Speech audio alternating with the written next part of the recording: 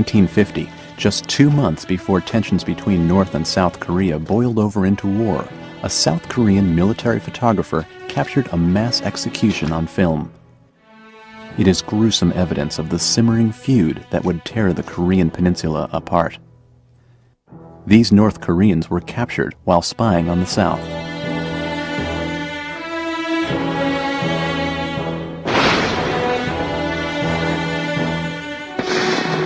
These dead, once fellow countrymen, are now enemies to South Korea. The tensions between North and South, born in the wake of World War II, have reached the boiling point. Korea, called the land of the morning calm, is really a harsh land of jagged ridges, fickle weather, and a checkered past. The peninsula lies 6,000 miles east of the United States, in a remote corner of the Asian North Pacific. Sitting precariously between Russia, China, and Japan, Korea was always at the mercy of its bigger neighbors. For centuries, foreign conquerors trampled over Korean soil to do battle with each other. As World War II came to a close, the peninsula was up for grabs after decades of Japanese rule. In July of 1945, Soviet leader Joseph Stalin joined forces with the United States to pinch the Japanese out of Korea with a two-prong attack from north and south. The superpowers met at the 38th parallel, the line of latitude running through the middle of the peninsula. They agreed to split and occupy Korea along that line. The Soviets would control the northern half, while the US took the southern half, each set to work honing a government modeled in its own image. When the superpowers pulled out in 1947, they left behind two starkly different regimes. In the north, zealous puppets of communist Russia and China took control. In the south, a Princeton-educated autocrat named Syngman Rhee emerged. Both sides wanted the other eliminated. Threats grew stronger, spies more numerous, and violence more prevalent along the border. This little peninsula wasn't big enough for both of them. The question was, who would draw first blood?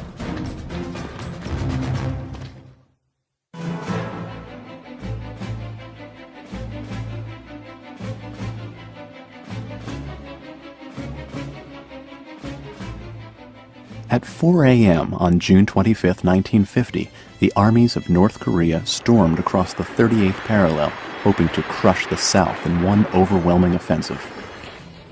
135,000 communists besieged a ragtag South Korean border patrol and steamrolled southward. At outposts all along the border, South Koreans and their American military advisors were overrun, caught completely off guard.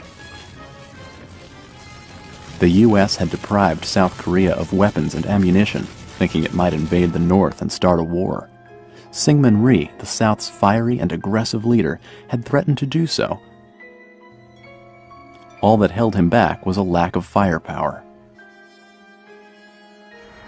Now, the U.S. strategy of restraint had backfired. The South was on the receiving end, with nothing to defend itself against the communist tanks and heavy artillery. In just 2 days, Seoul, the South Korean capital lying 30 miles below the parallel, was captured by the North.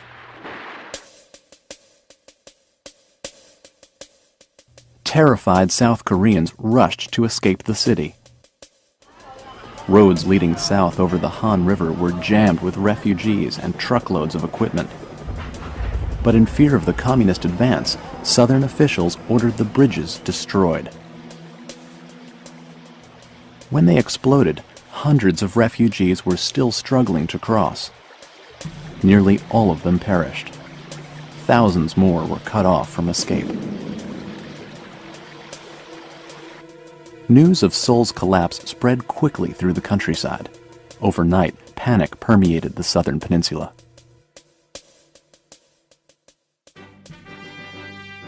North Korea hoped the U.S. would look the other way and let the South be taken.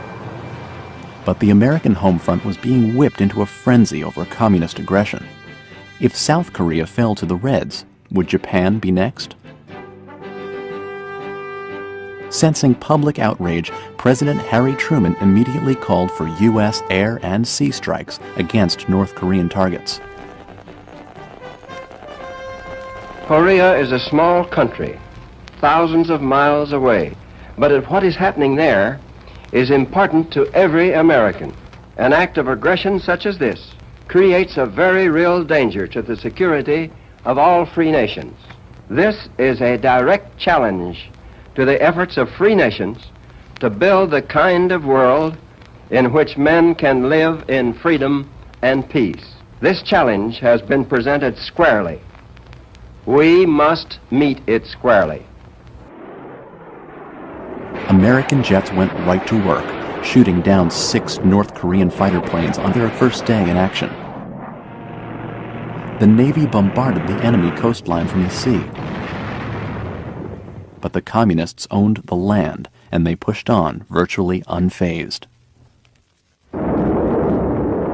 There was speculation that the U.S. would use the atom bomb as it had on Japan, but Russia had deployed one successfully the previous summer, presenting a dangerous new threat. Dropping the bomb now would risk Armageddon, so it was clear to U.S. commanders that this war would have to be fought from the trenches. Truman called on the United Nations to lead a police action against North Korea. The prompt action of the United Nations to put down lawless aggression and the prompt response to this action by free peoples all over the world will stand as a landmark in mankind's long search for a rule of law among nations. United States forces would be the backbone of the operation, but the force of the U.S. military in 1950 was dangerously weak. Its budget was 1/10 what it had been in 1945, and combat troops in the Far East were few and far between. What strength was left was thousands of miles away, bolstering NATO forces against the Warsaw Pact nations in Eastern Europe. Douglas MacArthur, the commander-in-chief of Far East forces and a legendary World War II general, would face a great challenge as leader of operations. A supremely confident man with a larger-than-life presence, MacArthur was the face of America to the Asian world. His cherished military legacy would be put to the test in Korea. The 1st Brigade to reach the front was Task Force Smith. Its reports confirmed the dangers that lay ahead. In early July, the brigade ran into a column of North Koreans 30 miles below Seoul. Waiting in a cluster of hills, the force hid motionless until the enemy was upon them, and then let loose with everything they had.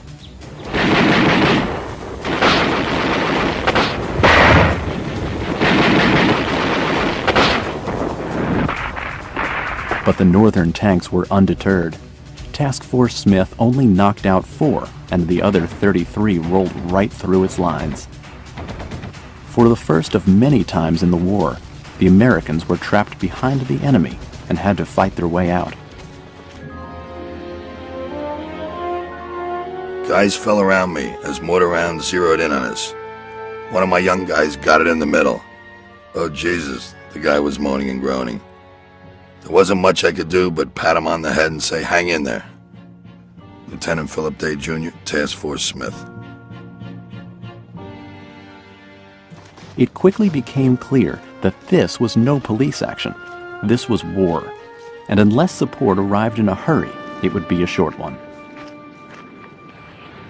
Troops from the U.S. 8th Army arrived from Japan over the next few weeks, but they were trying to stop a flood with their hands.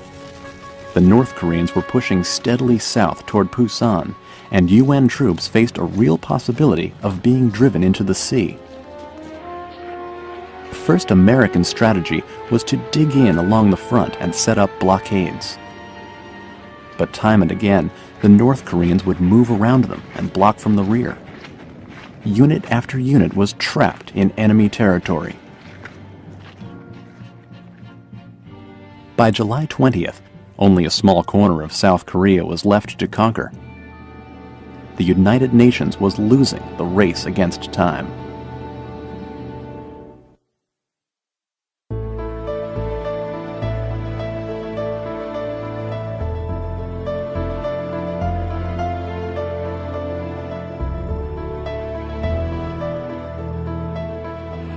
By August 1950, the U.S. Eighth Army had its back against a wall. It had been pushed to within 65 miles of Pusan and Korea's southern shore. The last real natural barrier before Pusan was the Naktung River. A strong stand there would be crucial. But the UN line was dangerously shaky. A division of 3,600 men can comfortably defend a front the length of 100 football fields. But along the Naktung, single battalions of 400 men were covering 150 football fields. Compounding the manpower shortage was a phenomenon known as the bug out. In 6 short weeks, these men had gone from relaxing peacetime duties to the carnage of the front lines. Thousands had nervous breakdowns. This infuriated General Walton Walker, the field commander of the 8th Army, who reported directly to General MacArthur. Walker had been one of Patton's corps commanders in World War II. He was a no-nonsense Texan who didn't mince words. On July 29th, he issued a stand-or-die order. He told his subordinates, "If I ever see you back here again, it had better be in a coffin." Walker's troops faced hostility no matter which way they turned. They had to rely on their only advantage, firepower, to keep them alive.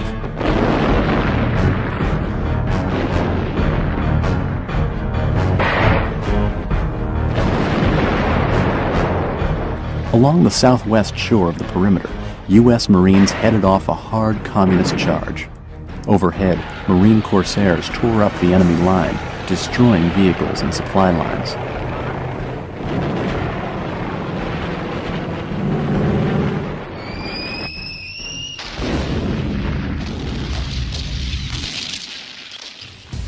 But north of there, a U.S. Army battalion was being ripped apart. North Korean tanks rushed down from the hills and launched a concentrated attack from point-blank range.